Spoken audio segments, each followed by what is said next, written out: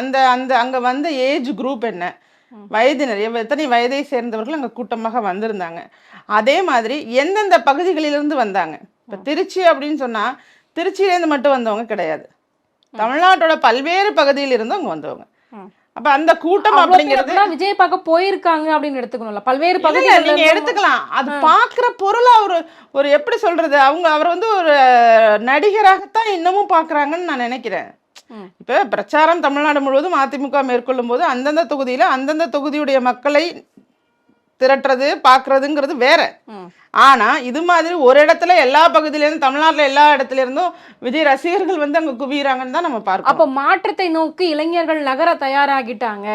திருச்சியில தான் பேசுறாரு அப்படின்னா கன்னியாகுமரியில இருந்து கூட ஒருத்தன் போறான் அப்படின்னா அவ என்ன மைண்ட் செட்ல வெறும் விஜய் மட்டும் தான் பார்க்க போறாருன்னு எடுத்துக்க முடியாது. நான் சொல்லலைங்க, அங்க பேட்டியளித்த பெண்கள், அங்க உள்ள நபர்கள், நான் பார்த்துட்டேன், அண்ணனை பார்த்துட்டேன், எனக்கு அதுவே போதும் அப்படின்னு சொன்ன பேட்டி கொடுத்தது அவங்க.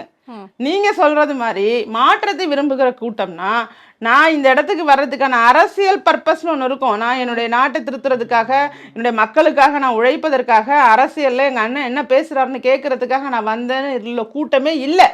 நீங்க மதுரை மாநாடு எடுத்துக்கிட்டாலும் அவரை பார்த்த உடனே கலைஞ்சு போயிட்டு, அவர் பேசுறத கூட கேட்கறதுக்கு இல்லாம கலைஞ்சு போறாங்க. அப்ப கூட பேட்டி எடுக்கிறாங்க பத்திரிகையாளர்கள், என்ன இன்னும் பேசவே தொடங்கல, பேசுறதுக்கு முன்னாடியே போறீங்க, நாங்க பார்த்துட்டோங்க, எங்களுக்கு அதுவே போதும்.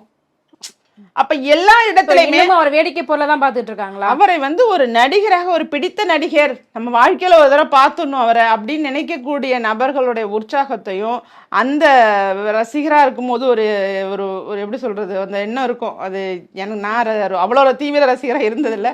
இந்த காலத்து இளைஞர்களை பார்த்தா வேடிக்கையா இருக்கு. ஒரு நடிகராக இருந்தாலும் யாரா இருந்தாலும் 2 காலு 2 கையுள்ள ஒரு மனிதர் தான் அப்படிங்கிறத தாண்டி அவர்களை வேற ஏதோ வேற்று கிரகத்திலேருந்து வந்தவங்க மாதிரி அவங்கள ஒரு காட்சி பொருளாக பார்க்கறது அப்படிங்கிறது நிச்சயமாக அறியாமையா தான் நான் பார்த்துட்டு இருக்கேன்.